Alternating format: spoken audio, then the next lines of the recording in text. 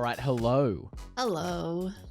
Welcome back from the little hiatus, the accidental hiatus, to episode 79, is it, of the podcast? Sorry about that one. Yeah, we've just been extremely busy with just life the last couple of weeks and haven't really had the time to sit down and get a proper recording session done. We tried to get a couple of blog posts up, but even then as well, it was just a bit too hard to find the time to sit down and properly write something up. So it's been a little bit of a break, somewhat, but we're back.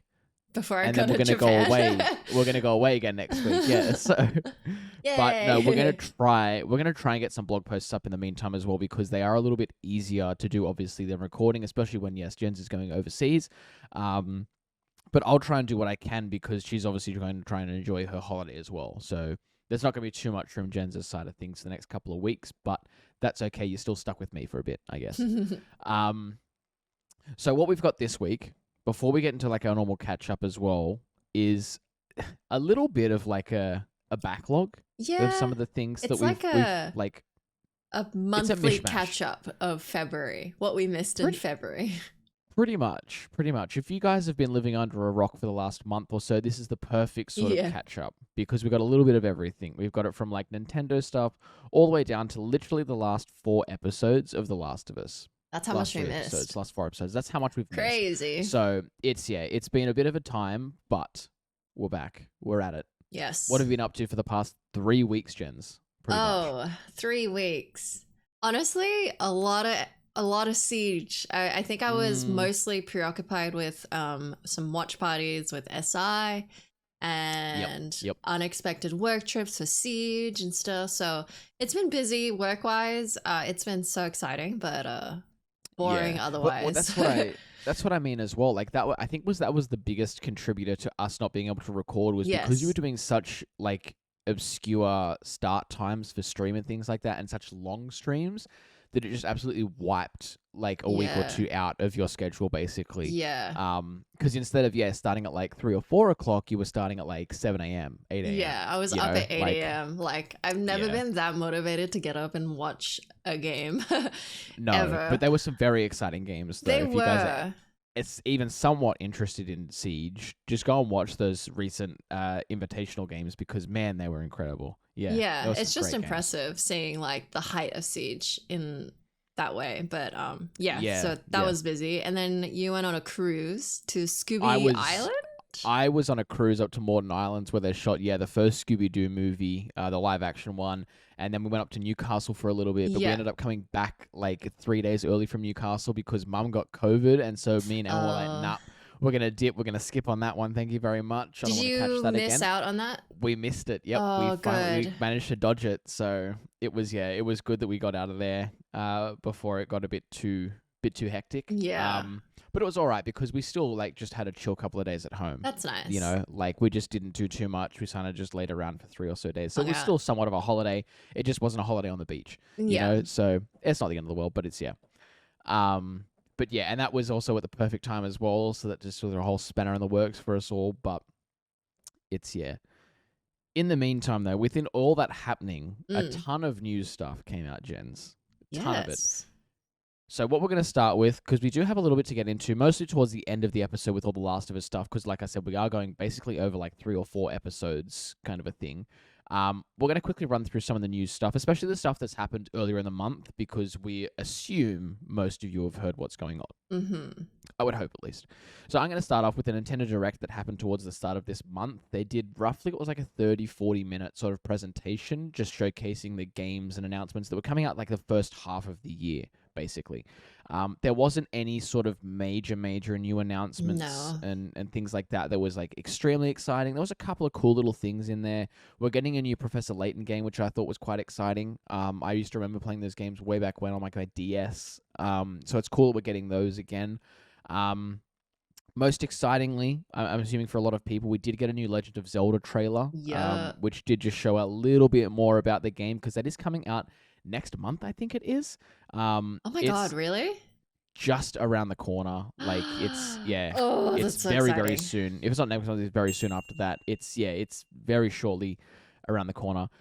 We did also get a new trailer for Pikmin 4 and then a release date for that as well, coming out July 21st this year. So again, just around the corner. And then also we got the little announcement, which was leaked, I think, a little bit before the Direct, which typically happens with these things.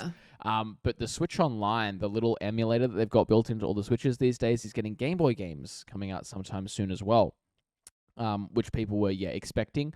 So that's very exciting for those. There's a good handful of Game Boy games, some classic ones that will be hitting that, and then like they do with all the other emulator consoles, they'll be adding more throughout the year, and with each sort of Direct, they'll be probably dropping a couple more. So it's that was kind of exciting. I did remember playing the Game Boy a fair bit as well. I was more of a DS kid, I think. Right. But it's still exciting to get Game Boy games because I do remember playing a good handful of those. Yeah, I had a Game Boy, but it was very short-lived. I think it got stolen, so I don't really remember it, but beyond Tetris.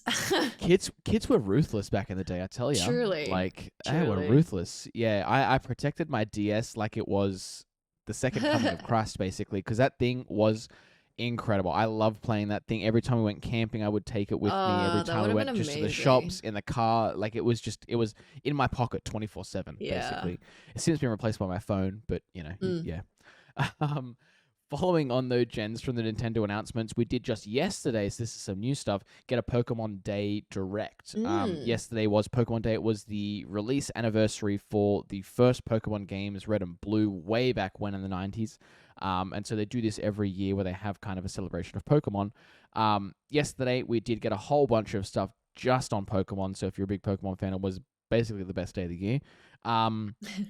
First off, announced a 2-part expansion for the latest Pokemon games, Pokemon Scarlet and Violet. Depending on what game you got, you'll get the different DLCs for it. Very similar to what they did with Sword and Shield, basically. You can pre-order it now as well. It has gone live on the Nintendo eStore, so you can jump on there and get that all sorted, ready to go for you. I myself will not be checking it out just because I'm still dead scared of the fact that those games had like a 4 frames per second performance problem also, and I just don't know if it's fixed yet. I haven't gone back to check it out. It was horrible. So I've been playing the Legends of Arceus game or whatever instead. The latest one, right? The other latest Pokemon game, the open world one. Yeah. So but it's still exciting. It's cool that they're doing DLCs these days because they've never really done DLCs like back in the day. Obviously, it was kind of limited with what you could do with the technology and whatnot. These days it's a lot easier to drop one, but it's cool that they're doing DLCs. These ones, again, very similar to what they did with Sword and Shield. You'll be getting access to a lot more Pokemon that weren't in the base Scarlet and Violet games. It's kind of sad that they locked the Pokemon behind that paywall, but I get it. I get it. It's a bit annoying, but yeah, it is what it is. Yeah. The other big thing that was announced, which was kind of very exciting when I saw this, I'm surprised they haven't done it sooner, especially with the recent resurgence in the sort of trading card game and collecting and things like that. But they're releasing like an uber premium collector's set of the original card game, like Gen 1, basically. It comes in this really cool like wooden briefcase box which folds out into like the play deck / playmat type of thing. You've got really nice premium dice, really nice premium like token counters, all this sort of stuff. A reprint of the original set of Pokemon as well. You get cards, you get the whole 9. It's basically, I said to Jens before this, I was like, think of when you walk past those like board game stores and you see those really premium, expensive chess sets in the windows. It's like that, but for Pokemon, basically. No idea as to what its cost is going to be. I'm sure it's going to be probably close to $500 or something like that. I'd say something crazy. It's going to have the Pokemon markup on it already. Yeah, that's true. A collector's set. It's premium. It's going to be around that price range, I'm assuming. It should be coming out sometime this year, but it does. Yeah, it looks very nice, very premium. I am somewhat tempted to get it, price pending, obviously, because I do like collecting the card game, but it's probably one of those things that I'll just be priced out of. I think it's I don't know. The bots will pick it up so quickly that you couldn't even the bots buy are going to pick that up like nothing. That thing's going to go wild. You just hope that your local game store is getting a good shipment of them so that you can at least get something a little bit closer to home. Because if you're like trying to get that on like the Pokemon online store or something like that, it's going to be a shit fight. Good luck. That'll be wild. I honestly think the most exciting thing for me, Jens, that was announced during this Pokemon Direct was this new animated series that we're getting at Netflix as well. I don't It know if looks you've really seen the trailer nice. for it. It looks super nice. It's like this really cute little claymation animated, like basically series TV show. Yeah. And it's going to be following. What's it called again? It was Pokemon, like Resort or Pokemon. I'll have a look. Something like that. But it follows the Pokemon as they like stay at this resort basically, and so each episode I'm assuming is going to be following along a different Pokemon or different species of Pokemon as they stay at this resort. Concierge. And it's just going to follow like concierge. That's the one, yeah. And just how they kind of like relax or like how their life is at this hotel/resort type of a thing. It just but the animation style looks super cute. I'll have the little trailer thing behind us because it was only like a little 14-second trailer. It doesn't show a lot. It doesn't show anything. It shows a Psyduck walking across the screen, and that's it, basically. It was nothing too crazy. Yeah. But yeah, very excited for that. It seems as well that they are working on more Pokemon things at Netflix as well. From like the little intro that they gave us, it seems like this isn't the only thing they're working on, or have been working on. So I would expect some more announcements some point soon, but who knows? Concierge, should be coming out sometime this year, but no hard release date on that one yet. No hard. And then another very exciting thing, I don't know if you can call it exciting, but honestly Pokemon surprising. Sleep, it's surprising. It's surprising for sure. Pokemon Sleep did get announced like last year during one of the Recs. And it was kind of like an announcement of like, hey, we're working on this thing. Basically. Okay, yeah.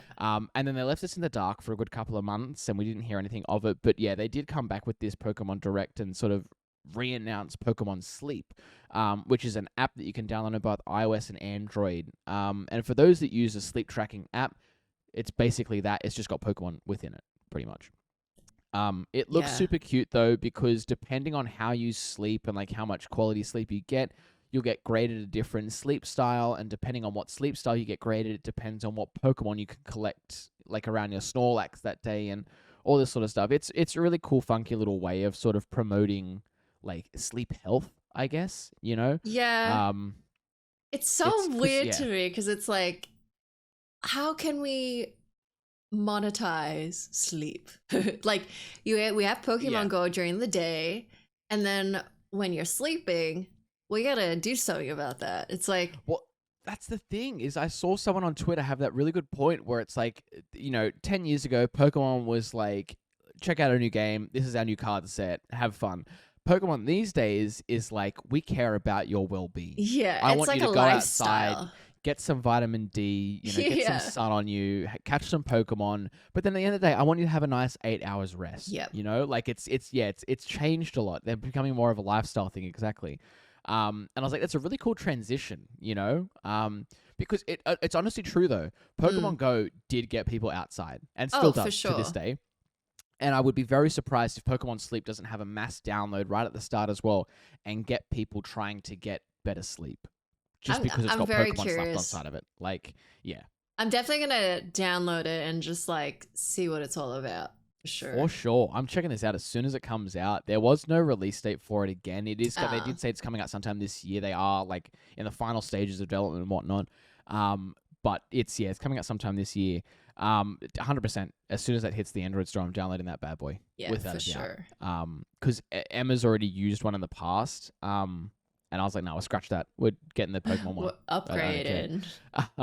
It is also being announced and released alongside this little Pokeball accessory thing, which you can use instead of your phone. That. If you don't really want to have your phone in your bed with you, which I kind of understand, some people probably don't. You can get this it's like this little puck that works exactly the same way. Basically, you put your puck somewhere near your pillow, under your pillow, on top of your pillow, something like that, and it'll track your sleep throughout the night.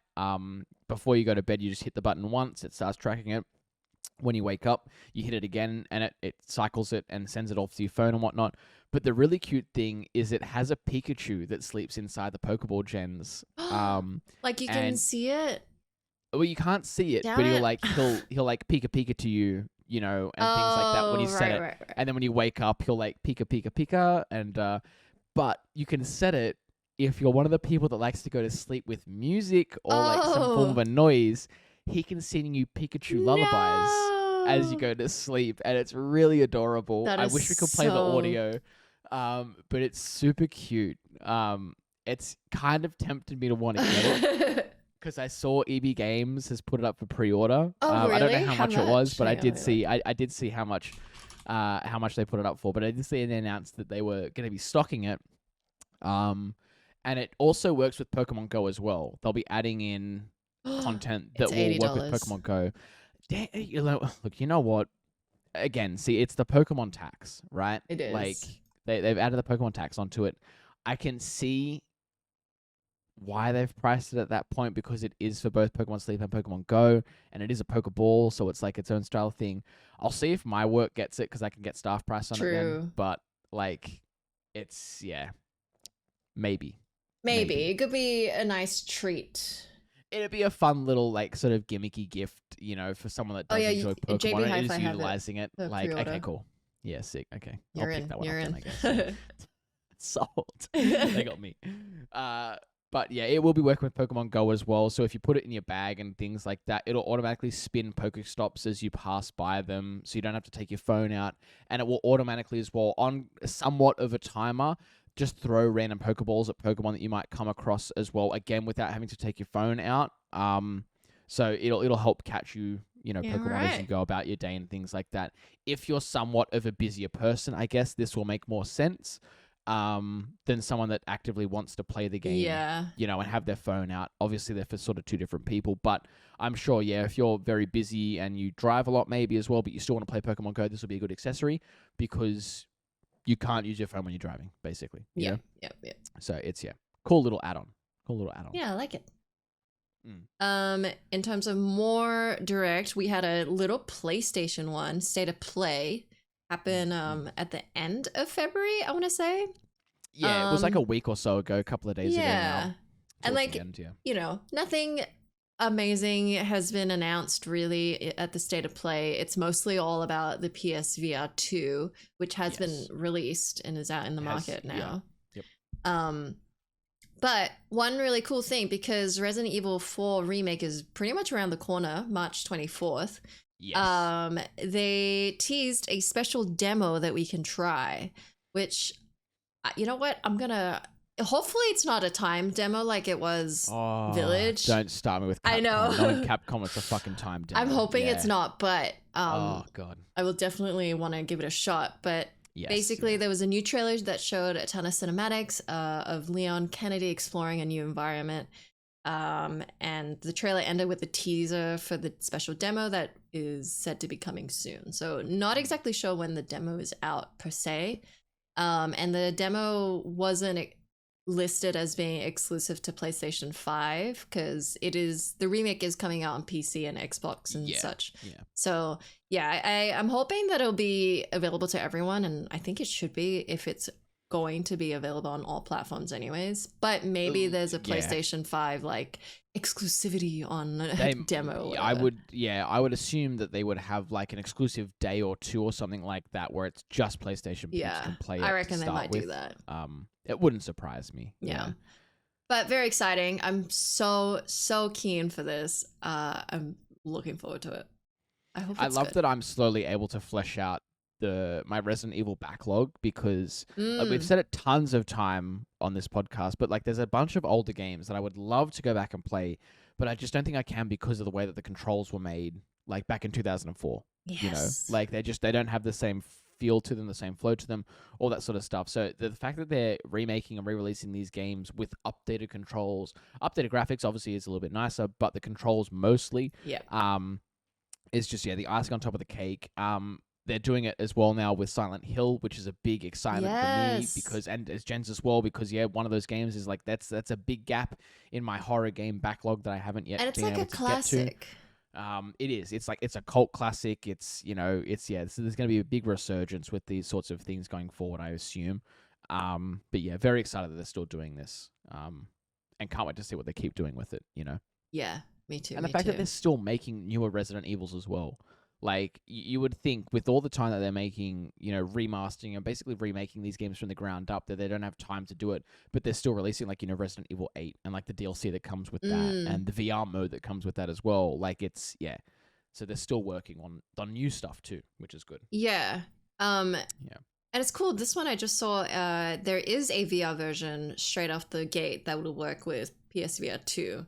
I would love to see what it looks like on VR because I know Biohazard, yeah. was Resident Evil 7 did have VR, one. yeah. Yeah. And I hear it was like an intense experience. I might give that a go at some point, but yeah, VR horror is just something else. I tell you, it is because you got to move a lot, and it adds just an extra layer to the whole experience. I downloaded, what do they call it, Paranormal Activity, like when I first got my VR headset.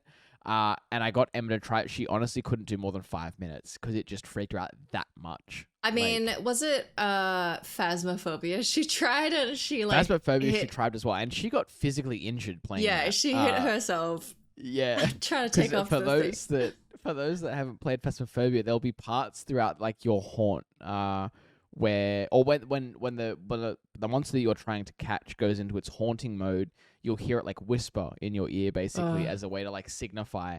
And obviously when you've got the VR headset on, the thing's right in your ears as well as in your face. So as soon as she heard that whisper, she tried to take the headset off, and because she wears glasses, as she took the headset off, it cut the inside of her nose bridge or whatever. So she got a nice little injury from VR horror. Dude, imagine like proudly. A haunted house, but like, you know, like those VR warehouses. Imagine that they did a haunted house where you had a VR headset, a haptic like suit, the chest thing as well. Could you imagine this, like the scale of how much they could do without physically touching anyone and scaring them that way? The amount of sweat that would come off me would probably be a workplace hazard, honestly. Like Truly. That would be, we will should be definitely like punching like honestly. The air. Yeah, the amount of injuries that would happen, not just personal injuries, but like people that are around the person that's in the VR world that would be so like swinging hit at, like it would, Because as well, like imagine if I was in the living room as you were doing it, I physically couldn't restrain myself from not like touching you on the shoulder to try and spook you. Like I could not help myself.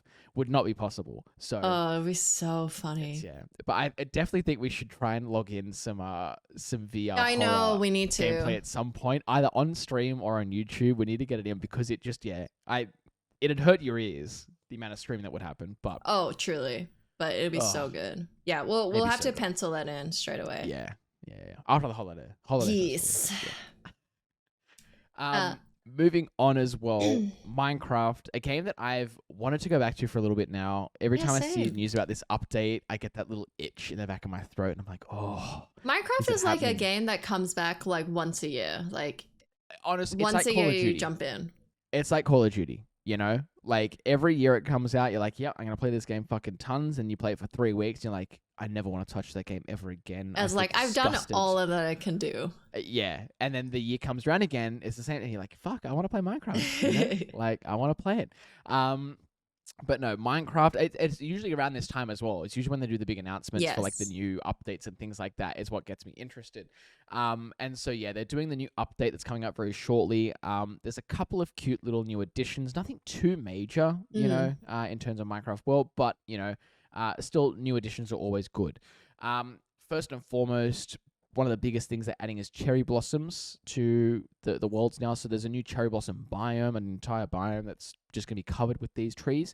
That'll introduce a new wood as well, like the cherry wood, as well as like the new tree type itself. So like if you do harvest the leaves and things, you can get like the pink leaves.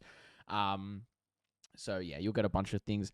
Using that cherry tree wood, you can create some new tools and like some new items as well, like hanging signs and things like that, as well as all the normal things like planting the saplings to regrow them and things like that to whatever biome you want as well. So if you do want these pink cherry trees around your home but in a different biome, certainly just replant them. It's gonna be so cute. Pretty. I can't wait for that.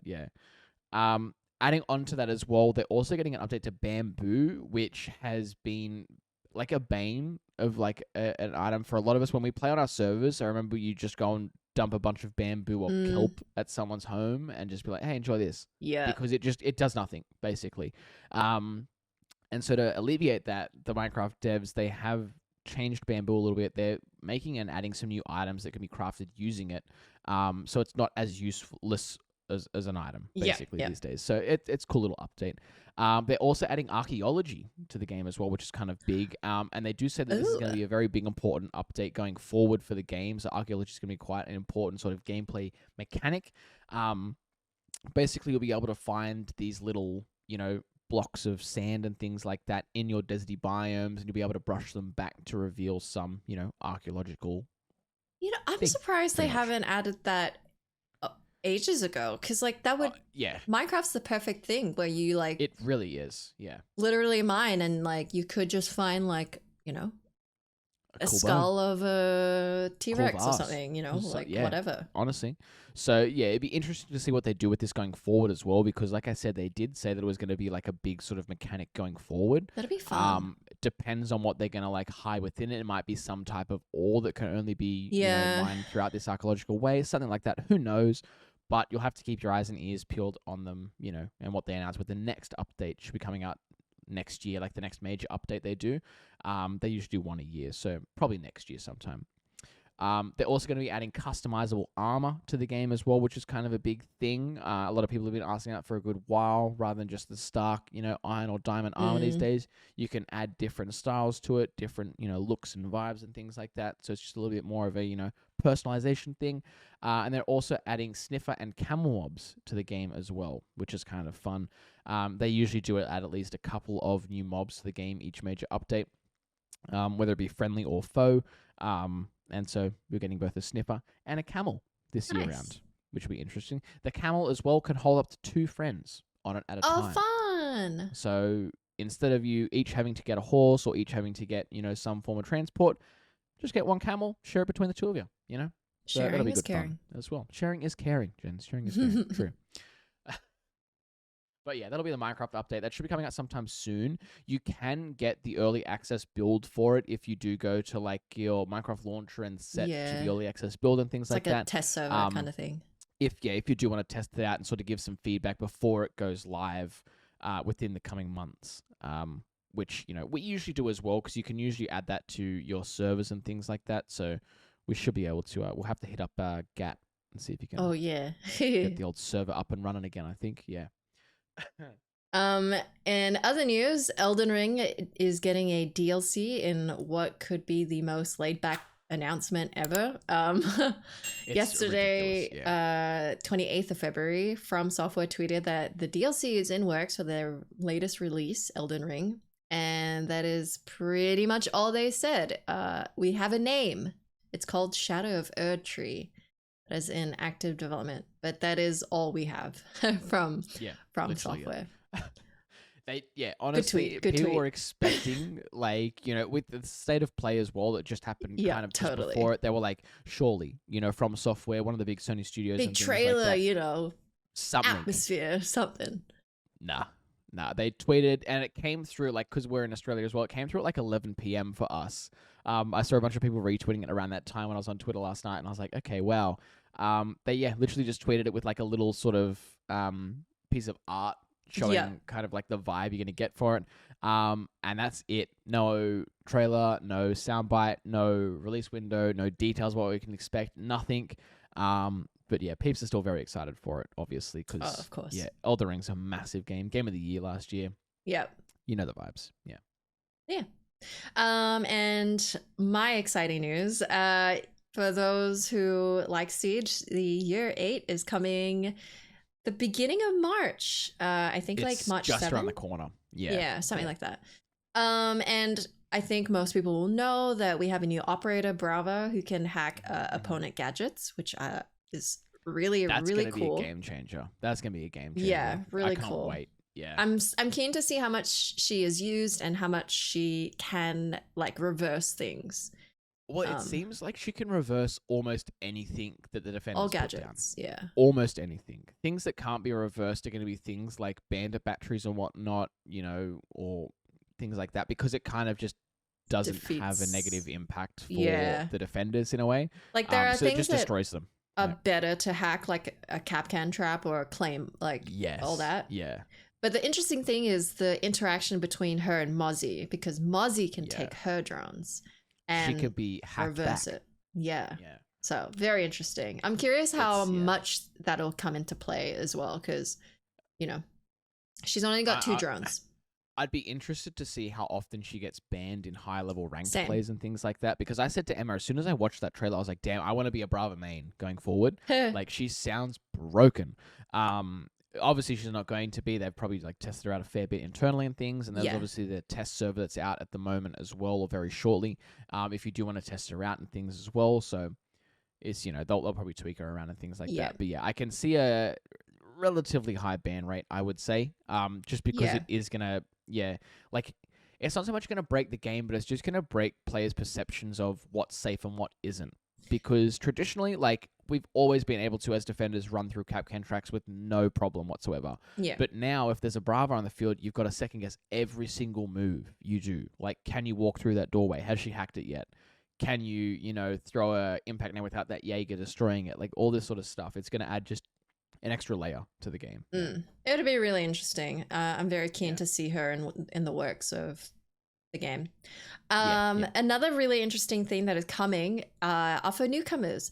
There's finally operator challenges where basically the game will teach you how an operator will work, essentially in a custom playlist. And this is so good because, like, the game itself is so hard to get into when there's so many operators, so many maps, all that stuff. So for the game to be able to show you like a specific operator and how they work, and then for you to complete that challenge and then unlock that operator, like, so good. So happy. Yeah, it's much better because honestly, the previous way that we've had to do it, like whenever someone comes into chat and they're like, look, I'm new to the game, who should I play? The default answer has been Rook. Yeah, like, just go play Rook, because the easiest thing is to put your chest armor down and then you can just go about and like check out the map and sort of see what the, you know, how everyone else says. It's not a really good way to teach and learn, you know, how to play the game, because it's like no one ever ends up playing Rook properly, you know, like going forward. So it is nice that they have finally thought of something to, just add a little bit of extra knowledge to someone that, maybe hasn't played the game. Or as well, for a lot of people, because there are a lot of people that are coming back to Siege after years of not playing it or seasons not playing it and things like that. And they're like, how the fuck does, you know, OSA work? What's an OSA? Like, what's a shit? Like, all that sort of stuff. So it's good as well just to get a little maybe of a catch-up. Same with operator reworks as well, because, again, if you're coming back to the game, there are some operators that have been reworked that maybe are not the same as what you used to play them as. Yeah. So from my knowledge, the operator challenges are going to be like a set, like, I think the base. Like your earlier set. Yeah, the earlier ones. Because I assumed as well, because that most of like the newer operators, they obviously lock behind that renowned paywall, quote unquote. And so, you know, you don't want to obviously get those high level players when you are quite lower level, I guess. So it's, it will be the base level operators, but still, you know, again, they're still most of the ones that have been reworked as well. Yeah, you know? And honestly, the original ops are still so important to play in the game. Very much so. Very much so. Yeah. There's a reload rework coming, which will bite me in the ass because it's basically going to punish anyone who reloads after shooting 1 bullet. Honestly, this isn't as bad as what I thought it was going to be. I think it's great. I think it's a really good change. Because this can make reloading a tactic as well. Yes. Yeah. Basically, the idea is when you reload. I honestly thought that it was going to be 10 times harder. Yeah, I'm curious to see it in play, but I think it's not going to be as punishing as we all think it might be. Unless you're, of course, always reloading, then yes, maybe you're going to have to kill that habit. But if you are aware of it, I think it'd be fine. And then lastly, I thought it was going to go the Tarkov route, where it was going to be like, if you reload and you've got 13 bullets left in your magazine, it deletes all that. You lose those 13 bullets, basically. That would be instead, a pain. It just kind of means that you can't. So there's something in the game at the moment called like a cancel reload. Call of Duty players will probably know what I'm talking about. But yeah, if you try the reload animation, you can cancel it midway through. But just sprinting, by moving, by, you know, changing, something like that. to basically speed up the process or go back to what you might have had in the magazine. Yeah, just sense. if you get flanked last minute while you're reloading. If someone pushes, unexpectedly or something like that. But that's going to be gone now because as soon as you hit that reload key, you physically cannot cancel it. And the only way that it cancels out is by leaving one bullet in the chamber, a single one. Or completing the whole reload animation. Or completing the whole reload, exactly. So you've either got to wait those 2.5 seconds out or get a very lucky one-shot headshot. That's it, basically. Yep. It's going to be scary. Honestly, like you said, I don't think it's going to be as bad. I think it's going to be a lot worse especially when I play like an LMG player. Yes. I reload after every fucking shot. I've still got 65 bullets in the thing. I'm reloading. SMG players, I don't really do it so much because I'll kind of only shoot 1 or 2 bullets at a time. It's pretty much gone anyways. That big of a deal, but yeah. And then lastly, another highlight is Mousetrap, which basically for console players who have Zim issues where people are using mouse and keyboard on console to get an advantage. There's a new thing that they're going to implement called Mousetrap where it'll better identify Zim players purposely doing this. Hopefully it'll help because I hear it's a big problem on console. I hear it's a massive problem. Yeah. Almost everyone that comes into chat that plays on console is like, I've experienced it. Just my last 3 games had 4 people in it that had, it's a huge issue. Like so hopefully it'll work. One thing I didn't actually realize of why people may actually use mouse and keyboard on a console are people who have disabilities. So they cannot physically use a console. So they will go otherwise. So UB have mentioned that if it is for that specific reason, there will be ways to go around Mousetrap and not be banned because of that. So hopefully it'll be punishing the right people and not having people exploit it again. But we'll see. It'll be interesting to see how they have to validate that because they did say in the presentation, like if you are someone that does have either a disability or some form of way that you have to use these input devices, email Ubisoft support or like contact Ubisoft support basically. I'd be very interested to see what the process is to validate that you actually have, some form of a disability that does restrict you from using a controller, because I can very easily see people being dishonest to try and just get around it again. That's my worry. That's my main worry that I did see with it. Hopefully they're kind of on top of the ball, you would assume so.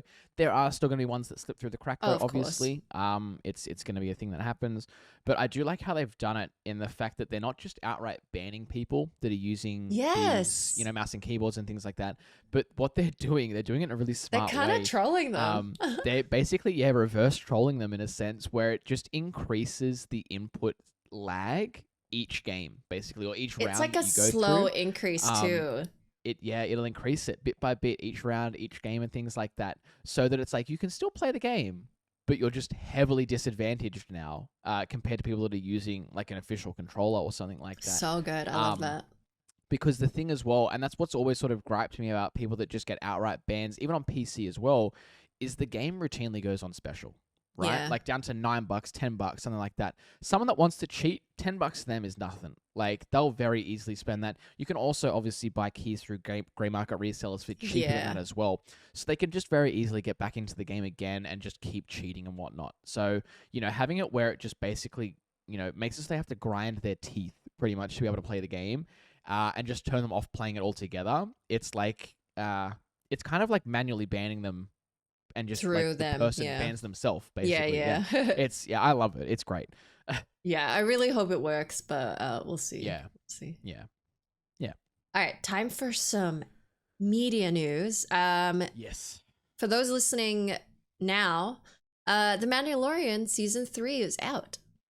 It's out. Big excitement. Holy the day shit. of recording, so I'm very excited. Look, more Pedro Pascal, please. Like, honestly, give it to me. Pedro Pascal twice a week? You kidding me? Like, how what blessed? A treat. How blessed are we? What a treat. Honestly. So looking forward to it. Can't wait for this. We should be getting, episode 1 obviously comes out today. We'll get an episode a week like what we normally have and things like that. I think it's going to be an 8-episode season, if I'm not mistaken, 8 or 9. Oh, okay. So a good couple of weeks of more Pedro. can't complain there. Mandalorian obviously has been some top tier TV the past 2 years, so you still very need to excited watch to see what they do it again. Andor, yes, I know. Where was I? I was at work, and on one of the Sony TVs, they have all the demos or whatever going through. No, like they were playing it. They were playing the trailer for Andor, and I was like, "Fuck, that looks good. I should watch that." Like, honestly, you will love it. It's so good. Yeah, it is. And Emma will too. So. It's just good sci-fi. You don't need to be a Star Wars fan. That's what I told one of my other friends. I was like, "Have you started watching Andor?" Even though I haven't watched it, and they were like, "Yeah, I'm not the biggest Star Wars person." I was like, "Apparently, it's not even really that Star Wars knowledgeable. It's kind of just like one of my friends told me that was just good sci-fi TV. Like it's good sort of." Like kind of a thrillery type of suspenseful show and things like that, and I was like, okay, yeah, it's perfect. It's the perfect show. Yeah, no, it's on the list. Yeah. All right, gents. Now, spoilers. We've got literally episodes 4, 5, 6, and 7 of The Last of Us to go through because we have missed a couple of weeks. We are again just going to bypass the spoiler-free part. So if you guys haven't seen any of those 4 episodes, just be warned, there will be spoilers, more than likely. Yeah. Because we're kind of just going to go over what we thought of them and what we sort of, enjoyed about them and maybe didn't enjoy. Probably not didn't enjoy because I absolutely loved all these things. Yeah. All right. Episode 4. So that was a little while back now. Yes. Basically, it wasn't too much of an episode until right at the end. But it was more of just Joel and Ellie kind of driving, getting to know each other a little bit and things like that. Finally arriving to Kansas City, where they very quickly find out that Kansas City isn't as uninhabited as what they might have thought it was. They do have an encounter with the freedom fighters in the city. Joel almost dies, which was quite suspenseful. Even though we've played the game, we know what's going to happen. It was still very suspenseful. You kind of just get lost in the moment when those sorts of things are happening. But yeah, Joel almost dies, but if it wasn't for Ellie, who did manage to find a gun as well, right before they got back on the road when they were filling up in like this little gas station, she did find a gun, and kept that sort of sneakily away from Joel. But it was useful in the end because she did, use it to sort of save his life. They do as well, right at the end. One of the biggest things in this episode was they meet Sam and Henry, who we do know from the game, but they did tweak Sam's character in this, which was very interesting. And then watching the kind of behind-the-scenes interviews with some of the cast after this, I can see why they did it as well, because it's a very interesting dynamic. You think in a post-apocalyptic event where, the enemies, like the clickers, basically, they work off sound, right? Yeah. So being able to hear is a very important aspect of surviving. How much noise you're making, if there is a clicker. Noise, exactly. So having someone that's deaf in this just adds an extra layer of holy shit, I never even thought of, someone like that having to go through this. Yeah. So it was a really cool change to his character, and it still worked with the story. It actually, I think, made it even better again. Yeah. Like how they did the change with Bill and Frank. Same change with Sam here. It just adds to the story again. It was such a good, interesting choice. I absolutely loved it. And then we go on to episode 5 and we got to explore a little bit more about Henry and Sam and sort of find out their backstory and sort of what they've been up to throughout, the pandemic, I guess you want to call it a pandemic. And they also do, again, like most of the characters we come across in the show, have quite a sad sort of, upbringing in the pandemic. They've lost people they've cared for. They've had to, backstab people, all this sort of stuff. Because you basically got to do what you got to do to survive. Yeah. And obviously Henry as well, wanting to protect his younger brother, is again going to do whatever he can to protect his younger brother. That's his flesh and blood. That's his, his purpose. Makes sense. Pretty much his purpose to survive. Yeah. So yeah, we got a little bit more backstory on them. We also got a little bit more backstory on, the freedom fighters and sort of what they're fighting towards and, their motivations, I guess, as well. I still, every time that, what is it, Kathleen, is it? Yeah. Every time she comes on the screen, I bite my tongue because she's just, the way she plays that character is so good. It makes me hate her every single time. Oh my God, I know. Because she's such a bitch of a person. Oh my God, yeah. She plays Kathleen really well, and she's scary. She's like subtle, scary, and also like, fuck you, I hate you. She's so manipulative. Like she plays it so well. But yeah, every time she comes on, I hate it. I can't stand her character. Well, you must really like this episode because I did. This episode was it was incredible. Not even for that reason, but just as an overall, because we did get some other cool little sneaky little Easter eggs and things like that too. But going back, Henry and Sam, they help Joel and Ellie escape Kansas, basically, because they do know the city like the back of their hands, pretty much. They know sort of the paths that all the freedom fighters are going to be taking. They know like their routines and things like that. And they also know about the secret tunnels, the secret sewers that a lot of people on the surface, pretty much, a lot of people on the surface think that there's tons of infected down there. There's tons of them. But what Henry knows is that they did go down not that long ago, a couple of years back, and clear out about 90% of the infected. So it's not as sort of overrun as what they once assumed it was. So they go down there. They manage to sneak out of the Kansas City, basically. And then they do that really cool sequence as well. I forget what chapter it's in, but when you do make it out of Kansas City in the game and you go to like the sort of suburby parts, there's that sniper in that 2-story house that's watching over you, and you've got to like kind of sneak through and, you know, make it up to him. They did that in the show as well, which I thought was really fun. It was kind of a cool little Easter egg. But right at the end of that, as Joel takes out the sniper, you can see these big Humvees all approaching the town. And it's Kathleen and kind of all the freedom fighters trying to track down Henry and Sam because they realize that someone's escaped, basically. Yeah.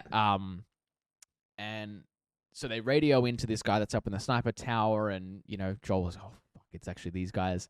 They have a little confrontation, basically.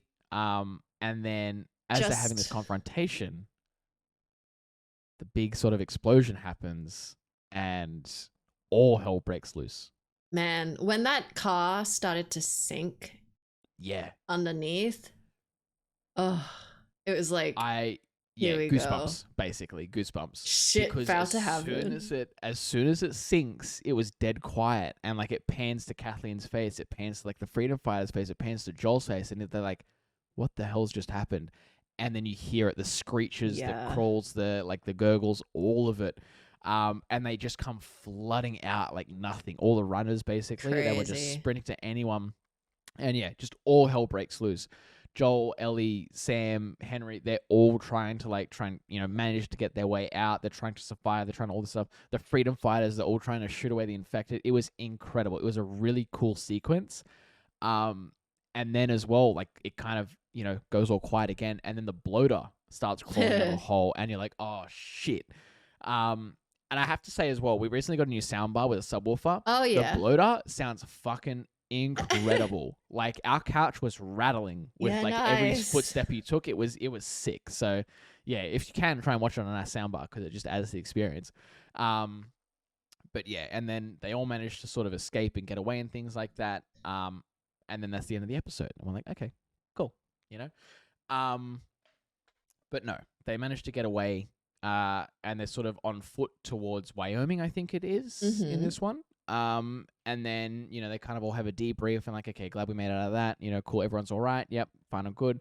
Sam and Ellie have a really touching moment where they're basically interacting in like their rooms because they're obviously the younger ones. They were told to go to bed just a little bit earlier so they can get some rest. And they have a really touching moment in the bedrooms where they're kind of like, just talking about their experiences. They're reading their comics and things like that because they both enjoy the same comic series. And then Sam basically goes to Ellie, if to say he was to turn infected, would he still be Sam inside or would he be just another infected? And so Ellie basically reassures him that no, that you're still you inside. It's just the thing that takes over your brain, basically.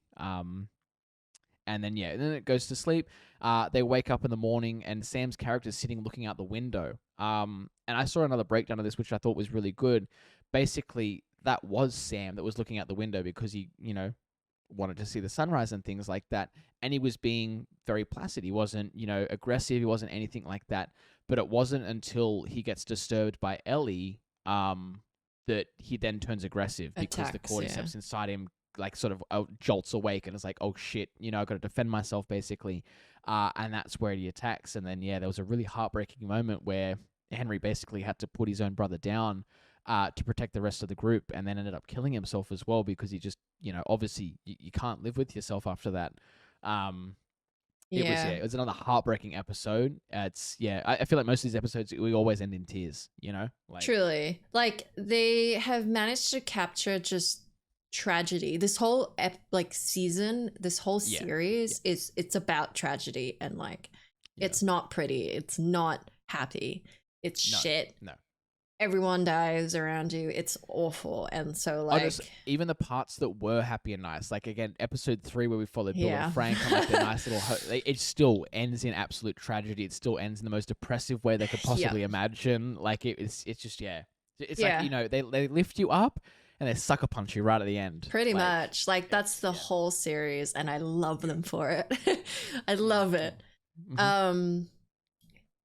But yeah, you haven't seen episode 6 and 7, so I will briefly go through it. But I do know the premise of what happens. Yeah, because it is in the game. But with an asterisk on episode 7, which I'll talk about in a bit. But yeah, so episode 6, Joel and Ellie managed to reach the community of Jackson in Wyoming, where Joel is reunited with his brother, Tommy. And he also meets his wife, Maria, who they find out is pregnant. Joel asks Tommy to take Ellie to the Fireflies because he's worried he can't protect her. He feels he's not up for it anymore. Yeah. And Ellie overhears them and confronts Joel on that. And she doesn't want to part ways, basically, but he does. But in the morning, Joel changed his mind, and so you see them travel to Colorado on horseback, and they reach the Fireflies base, which they find is vacated. So as they leave, they're confronted by a group of raiders, and one of them attacks Joel. He manages to kill them, but we see that Joel gets stabbed. They escape together, Joel and Ellie on horse, and the episode ends with Joel like on the falling off the horse, and he doesn't look collapses. In great shape. So and that's how they end, on like this cliffhanger of like, oh shit, like does he make it? Because like yes, this show does follow the game, but like you just never know how they'll end it, like will they take creative freedom in a certain aspect? Like I feel like I'm always on the edge. I was like, I know it's same with episode 4 or whatever it was. Like I know how the game plays out, and I know that they confronted these freedom fighters in the city, but it's like, what if this is the point where they choose to maybe kill one of them off, or maybe injure them even more than what happened in the game or something, and it just changes the whole trajectory of the story. Because they did say at the start, like before they even started sort of filming and things like that, that obviously they're going to follow the game, but they're not going to follow it 1-to-1, because people have played the game 2, 3, 4 times. Like who knows? It'd be somewhat boring, obviously, if you almost followed the game for 1-for-1. So and like you just never know. Like I think they said they'll only deviate if they want to, like where it feels appropriate, if it makes sense to the story or something like that. So really interesting. So that's basically the whole episode 6. And episode 7 I will give an asterisk, because this episode is pretty much based off the DLC. I forget what it's called, but Last of Us Part 1 DLC. So if you haven't played it or haven't seen the episode, maybe you don't want to hear about it, but I will tell you all about it now. So it's Last of Us Left Behind. Behind, okay. So you have your warning. So episode starts where you see Joel is injured after being stabbed, and he basically tells Ellie to leave him, let him die, and find Tommy. So Ellie is like refuses, but then she eventually goes upstairs, and then she pauses at the door as she's about to leave. And then there's this big flashback, and the whole flashback in the episode is Ellie and her best friend Riley, which we know from the DLC. So we learned that they were both in Fedra military school.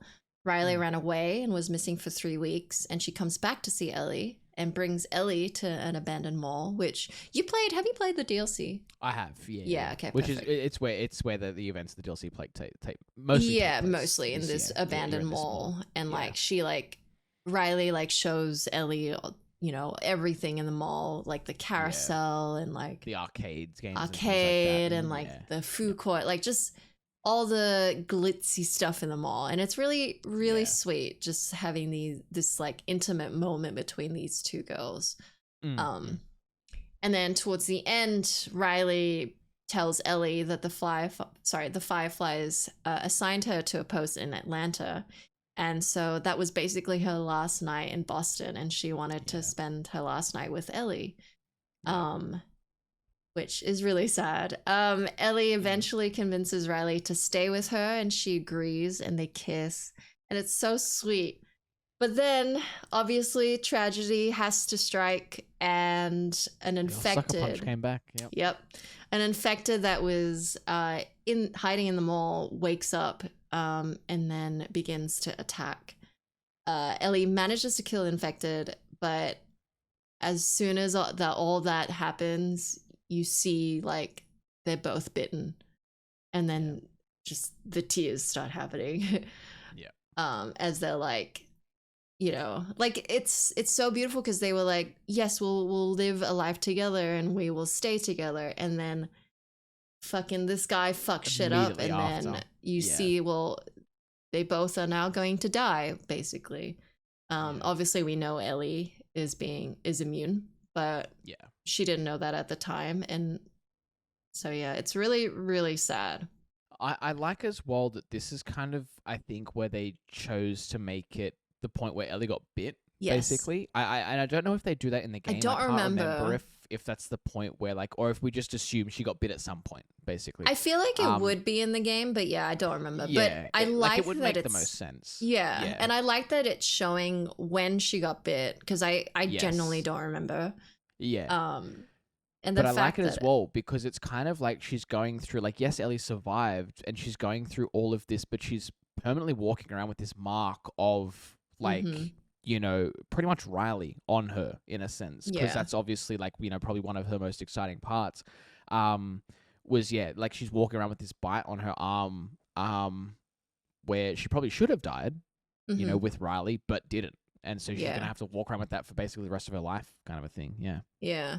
And like, I hope you're watching all the mini episodes about the episodes that they release. I see them pop up on like TikTok and Twitter every once in a while, where they do like those little behind the scenes backdrops of like, you know, especially a lot of the character changes they did. Like I said, like with the Sam one, I watched those few because like they kind of just go into depth about why they chose to make, you know, that character do that little thing a little bit different than what they did in the game. Totally. You know, they're super insightful. I highly recommend anyone watching the series to also watch the miniseries. They'll probably be on HBO's YouTube or something as well, if you want to find like a whole playlist or something of them. Yeah, they're on binge, usually as a suggested thing. But on like the underneath bit. But there was a really interesting thing of like when you said Ellie is holding this mark that reminds her of Riley and how, you know, that stuff failed. It's the same with Joel. Like Ellie and Joel are very much the same. Joel is, you know, grieving the loss of his child, and he feels like, and that's also why he wanted her to go with Tommy instead, because he just can't bear the thought of losing another child, which is Ellie now. And same with Ellie. It's like she's lost a lot. She's lost Riley. She's lost her family. And so she only has Joel at this stage. So, it's I absolutely adore the show. Like, and the fact that we get these little extra bits and things like that. It's, just like, honestly, cannot fault the show at all. And so, no. I can't wait. And I'm sad we're 2 episodes from the end. I'm so sad. But I do wonder how soon they're going to do season 2. Yeah, I do wonder if they're going to wait another year or 2 and things like that. I would assume so, especially if both, you know, both the actors and things like that and all the other actors they're going to get in are doing things already. You know, they might all be booked for other performances and things like that. Yeah. So, but I hope it's not that far away around the corner. Because I absolutely love this shit, man. It's so good.